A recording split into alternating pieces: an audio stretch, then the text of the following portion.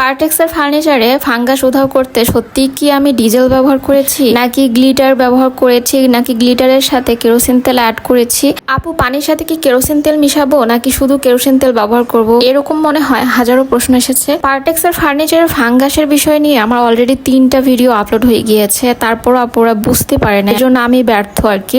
তো যাই হোক, আমি আবারও ক্লিয়ার করে দিচ্ছি যে আপু আমাকে জিজ্ঞেস করেছেন, শুধু একটা আপু না, এখানে অনেক অনেক কমেন্ট আছে, সবগুলো তো আর আসলে একেবারে রিপ্লাই দিতে পারতেছি না। আমি আবারও একটা ভিডিওর মাধ্যমে আপনাদেরকে জানিয়ে দিচ্ছি, আপনারা এবার ক্লিয়ার হতে পারবেন। ভাবলাম যে আজকে ড্রেসিং টেবিলটা পরিষ্কার করব আর আপনাদের সাথে শেয়ার করব ডিটেলে। এটা আমার রিগাল থেকে নেওয়া, তো এটা আমার এখনো পর্যন্ত ফাঙ্গাস পড়ে নাই, তারপরেও কিন্তু আমি কিভাবে যত্ন নিই সেটাও শেয়ার করব। আর আপনারা মনে হয় বেশি কনফিউজ হয়ে গিয়েছেন এই কারণে যে আমি গ্লিটারের বোতলটা ইউজ করেছি। বক বক না করে মেন কথায় আসি। এখানে দেখতে পাচ্ছেন 2টা গ্লাস ক্লিনারের গ্লিটারের বোতল আছে। এই যে বোতলটা, এটাতে শুধুমাত্র কেরোসিন তেল আমি ঢুকিয়েছি, শুধুমাত্র এটাতে কেরোসিন তেল আছে, এখানে গ্লিটারও নেই, কোনো কিছু নেই। এই ডিজেল ফিজেল কি বলতেছেন সেটাও নেই। গ্লিটারের কালারের হয় আপনারা কনফিউজ হয়ে গিয়েছেন। আর এই যে বোতলটা, এটাতে কিন্তু গ্লিটার আছে, এটা হচ্ছে গ্লাস ক্লিনার। হয়তোবা এখন বিষয়টা বুঝতে পেরেছেন, তো বুঝতে পারলে আমাকে কমেন্ট করবেন। এখন আমি একটা টিস্যু পেপার নিয়ে নিয়েছি, এখন আমি এই কেরোসিন তেলটা স্প্রে করে নেব। খুব ভালোভাবে স্প্রে করে নেওয়ার পরে আমি টিস্যু পেপার দিয়ে খুব সুন্দর করে মুছে ফেলবো।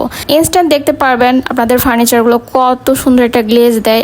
আর প্রথমে কিন্তু আমি শুকনো একটা কাপড় দিয়ে, খেয়াল করলে দেখতে পারবেন, শুকনো একটা কাপড় দিয়ে ভালোভাবে উপরে যে ময়লাগুলো ছিল সেগুলো ঝেড়ে নিয়েছি। আমরা তো সবাই জানি পার্টেক্সে পানি লাগানো যায় না, এভাবে করে মুছে রাখলে দেখবেন দিনের পর দিন আপনাদের ফার্নিচারগুলো একেবারে নতুনের মতোই লাগবে, নতুনের মতোই গ্লেজ দিবে। এমনি দেখতে সুন্দর হলেও এই সমস্ত জিনিস আবার দেখবেন যে একটু ময়লা পড়লেও দেখতে এত বিশ্রী লাগে। আর আমার না নোংরা জিনিস একেবারে পছন্দ না, আমি কিন্তু খুব পরিষ্কার করি সবকিছুই। নোংরা দেখলে আমার গা গিজ গিজ করে, আগে ওইটা আমার পরিষ্কার করতে হবে, তারপর সব কাজ। আবার বললেন না কেরোসিন তেল দিয়ে আবার গ্লাস ক্লিন করতেছে, আমি কিন্তু গ্লাস ক্লিনার দিয়ে গ্লাসটা ক্লিন করতেছি। কোনো এক আপু আমাকে লিখেছিল কি মাসে মাসে এই কাজ করবে কে, এত সময় আছে? ও মা, আমার কাছে তো 1 মাস অনেক দিন হয়ে যায়, আমি 1 সপ্তাহ পরপরই সবকিছু ক্লিন করি।